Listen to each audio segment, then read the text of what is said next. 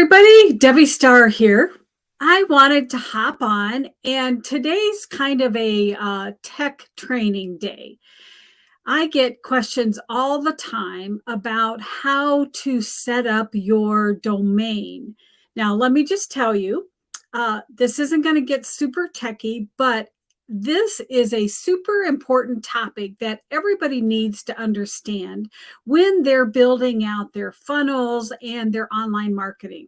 Okay, so just stick with me. I promise we're not going to go real deep into the woods, but it's just some information that you need to understand. And so today is D for domains. Does it really matter? Well, let's just jump in here. Let me just share my screen here and let's just start this quick little presentation.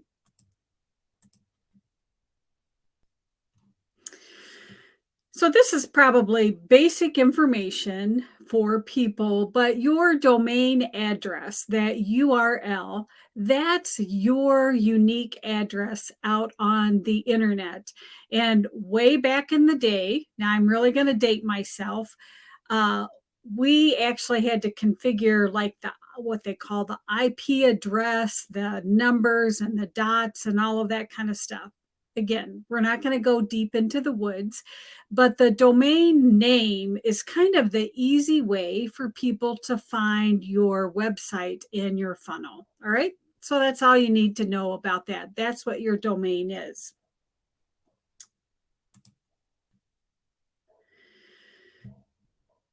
When you are picking your domains, couple things you need to think about, and we're going to dig into this.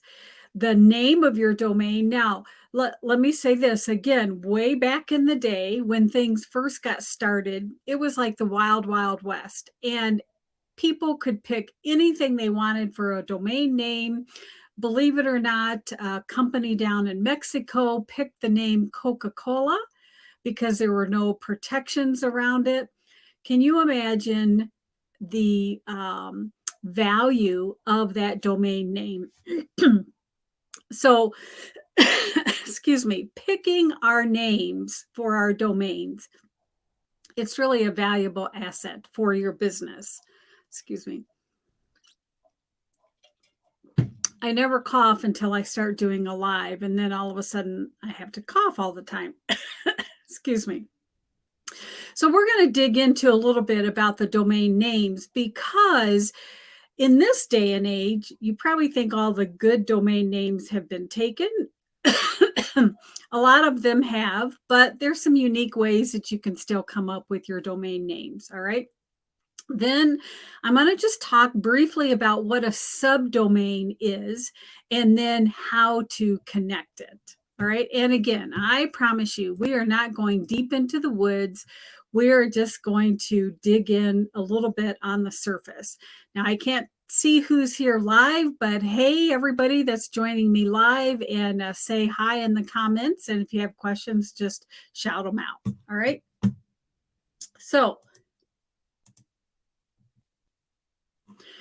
let's talk about the domain host. So basically, like a host or the hostess of the party, right? They're the ones that's kind of in control of all the goodies, the food and, all the utensils and the napkins and plates, silverware, the whole 9 yards. When you get a domain, you have to purchase it from somebody, and that company is housing the domain. You own it. In other words, you own the rights to use that domain name, as long as you keep paying your yearly fees, or you could, reserve it for 10 years. As soon as you stop paying, though, it's up for grabs for somebody else. All right. But on the back end, there is a company that manages that. Basically, it's bookkeeping. They're managing the bookkeeping for all of that. And again, way back in the day, there weren't many companies that did this management. Nowadays, there's all kinds of domain hosts, places that you can go and purchase a domain. So you've probably heard of places like GoDaddy and Namecheap and even Google. All of these places are domain hosts. All right. Let me know if that's making sense for you. When you're picking your name, if you haven't picked one yet, it's kind of like naming our baby, right? You want to think about, is it easy for people to remember what the domain name is? Is it easy to spell? Because chances are, as people are typing, they're going to fat finger, they're going to mistype it. So that's another thing to consider. And does it look good? I've got a couple of examples in a few minutes here, but those are just a few things. So if you're getting ready to launch a new product or a new service and you want to pick a new domain or, have a new domain for that, this is just a few little things to think about. It's again like naming that baby. When that kid goes to school, are people going to be able to understand the name? Is it easy to say and spell for people?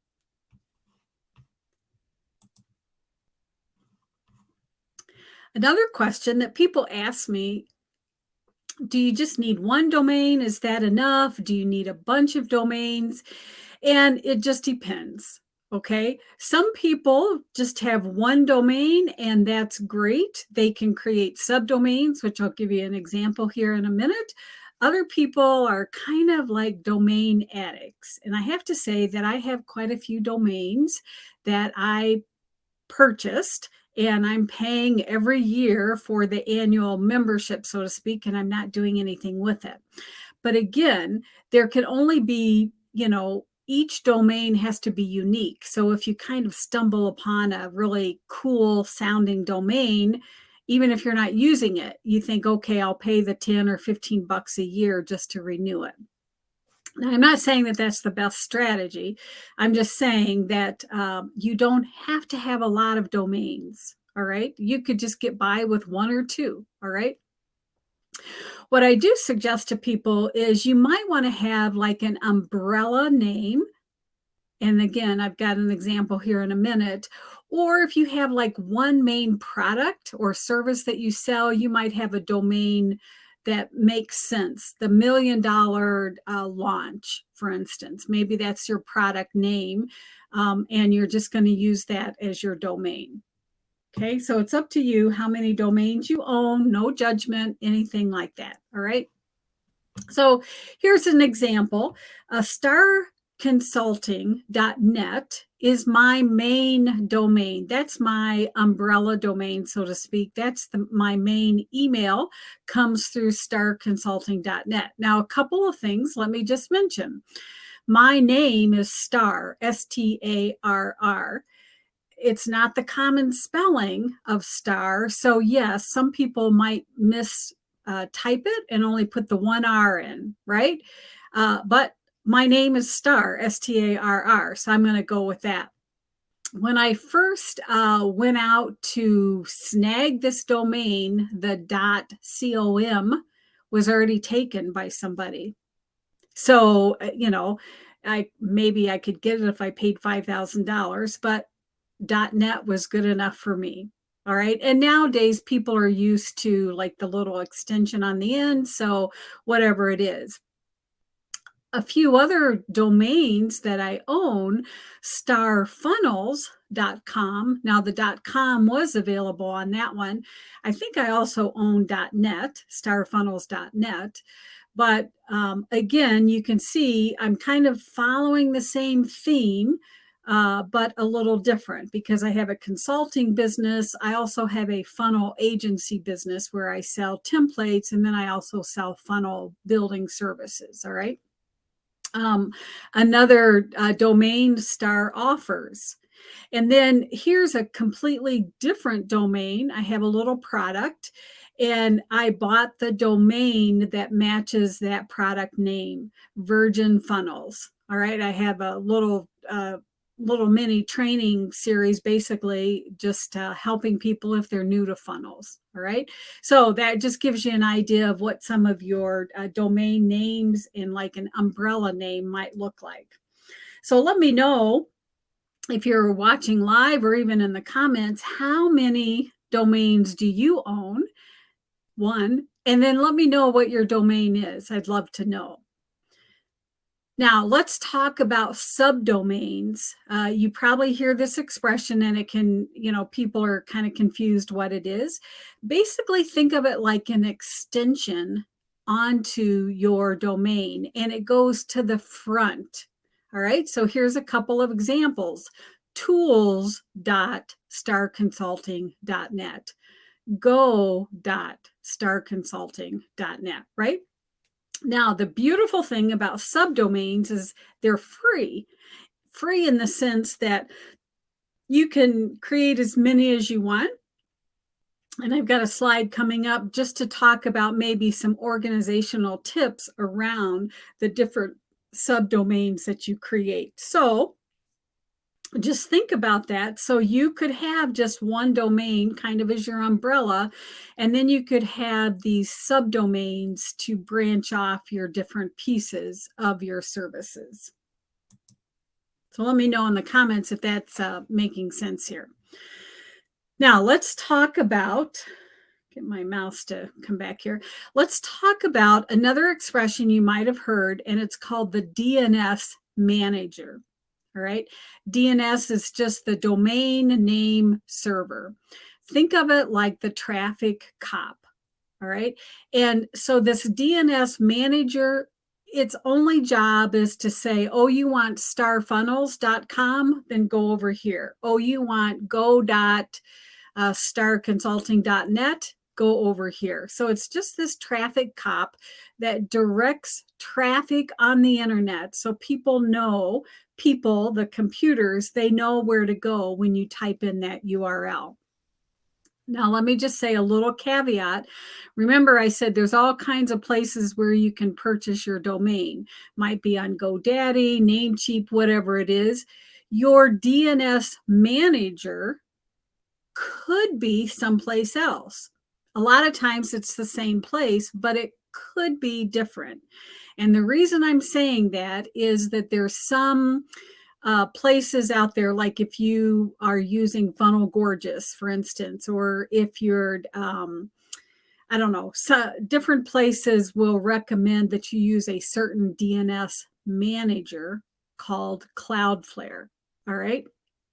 It's nothing to get too concerned about, but I'm just making that differentiation so that you know, because sometimes people say, well, I think I'm on Cloudflare. I don't know where my domain lives. And what I tell people is, who do you pay your money to every year to renew that name? That's where your host is, and your DNS could be there or someplace else. Again, we're not going to get too deep, just kind of give you a kind of big picture. So again, your host for your domain might live on Namecheap. And then again, your DNS manager, it could be on Namecheap, or maybe it got moved to Cloudflare. And the DNS manager, think of the librarian.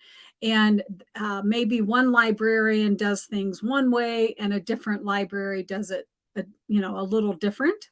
They're still the same service, but you have to go to whichever library that DNS is at. All right. I hope I haven't lost anybody yet. Now, let me just say this. In order to get everything to work, you have to get in or have somebody get into the DNS management system and add the appropriate record. Now, this is the part that gets scary for people. And quite honestly, if tech's not your wheelhouse, then just pay somebody to do it. It's not going to be very expensive. And all they do is they attach the appropriate records so that it can go to the right server. That's all I'm going to say. Just reach out to me if this is something you need help with. Now let's take a minute and talk about creating a system to organize your domains and to help you plan it out ahead of time. So here's some examples of subdomains you might want to create: tools dot blah blah blah, or learn dot, or membership dot, call dot, sell dot, train. Okay, you get the idea. Unlimited whatever you want to come up with. But I just suggest to people, create a little sheet of the different domains you think you might be using. If you have somebody on the back end connecting everything, then just give them the list and they can get everything connected. Now, let me talk about the pages in your funnels or your website. This is what lives on the other end of your domain. So it's that forward slash and then the last part. So forward slash chat, forward slash leads, call, little abbreviations. Okay. I'll give you an example here of what this looks like. So don't confuse this with a subdomain. This is basically it's pointing to the individual pages. So when somebody types in that URL, it's going to land on that page.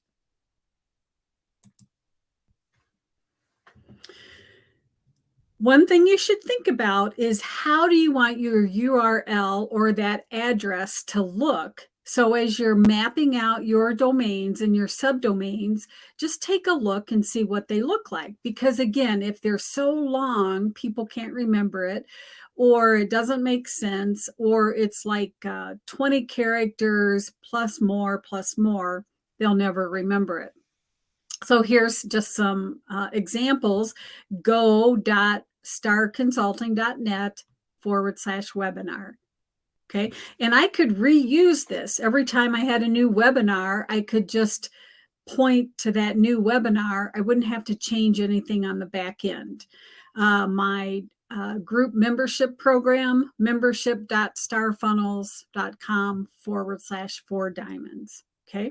Here's another one, tools.starrfunnels.com/webinar. Right. So just to give you some ideas of how this would look. Let me give you a couple of organizational tips. Okay. One, just create a spreadsheet of all of your domain names. That's if you have more than one. Even if you just have one, put it on there. Track the renewal dates. Track where it lives. So if you're one of these people that have multiple domains and they're on multiple servers, so you might have started out with GoDaddy way back in the day, and you've got a few domains like me that's living on GoDaddy. And then I have a few domains that's on Google. And I still have a couple on Namecheap, for instance. And they all renew at different times. So on this spreadsheet, you just have all of that information. If a particular domain is using a different DNS server, put that on the spreadsheet. Now, if possible, it'll make your life a lot easier if you can just consolidate, use one host, use one DNS service. You can also like pay ahead on your domain membership, so to speak, so that they all come due at the same time. Just some tips for you to keep everything organized, basically, so you don't go crazy, or so your funnel person doesn't go crazy trying to figure it all out. All right, so let's just do a super quick recap here. Plan your domain strategy. You know, you don't have to get all complicated, but just think about the names, the subdomains, and maybe what lives at the end. Understand how the DNS works, and then just come up with a system to keep it organized. Because basically, this is your family tree, so to speak, for your business, your family tree for all of your funnel pages, all of your marketing, your websites, and all of that kind of stuff. All right. Oops, went the wrong direction. All right. So if you're still with me, you made it to the end. Now, again, I know a lot of this is way above what people even want to deal with. If you'd like to have a free strategy call, just so we can take a look at what you've got set up on the back end of your funnels, or if you're just getting started, let me know that, and I'm certainly happy to help you. So that's it. Today's session was all about D for domains. And again, I'm not trying to make you into a techie person. I know that this probably isn't your wheelhouse, but if you're in the online space and you're running a business, creating a business, you at least need to understand the foundation so that you can ask the right questions, reach out, and get the right help, right? And again, if you want to schedule a quick little strategy call sometime, I'm here to help you. And that's all I have for today. So thanks so much for watching. Drop your comments if you're watching live or if you're watching on replay, let me know. And if you're watching this on my YouTube channel, make sure that you hit that subscribe button because I don't want you to miss any of my great videos, right? All right. Thanks for watching and have a great day. See you later.